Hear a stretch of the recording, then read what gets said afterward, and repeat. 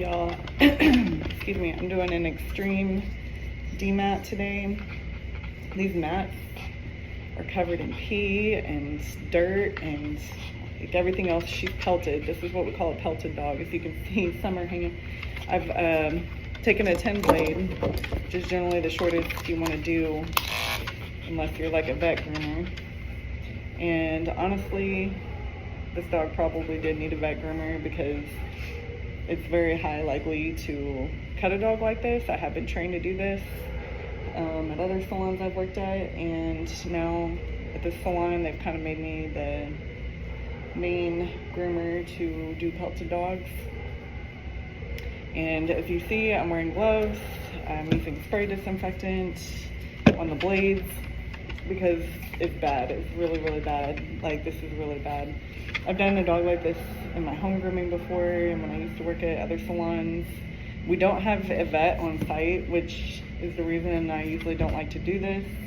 The managers here are actually paying for this dog to get groomed because the owners are refusing to have her groomed, and she needs to have this pelted matting removed. It's an extreme situation. I know, I'm sorry. But I am trained to do this. Don't try this at home. If your dog is in this condition, which no dog should be left in this condition, please take them to a vet groomer. It might cost you extra initially. You know, they may have to charge you depending on if the dog's good for it or not. She's being pretty good for it. Some dogs need to be sedated for this because, you know, it's very dangerous working with sharp equipment on them if you can't get them to sit still.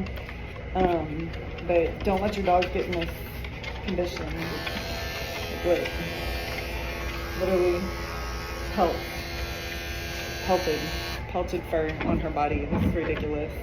But I am trying to do this, and we're gonna get this done today for this dog. But don't let your dogs get in this condition, people. And if you do, please take them to a vet groomer. I happen to be trained to do this. So far, she's doing well. It's still kind of a high risk, and if something happens, we're gonna have to rush her to the vet, and we don't have a vet on site. So don't do this at home, and if your dog is in this condition, please take them to a vet groomer. Spend the extra money to get them sedated, shaved down, whatever needs to be done, and keep your dog on a schedule. A dog like this should be getting groomed once a month, at least. So keep your dogs on the schedule. Don't do this to your animals. It's cruel.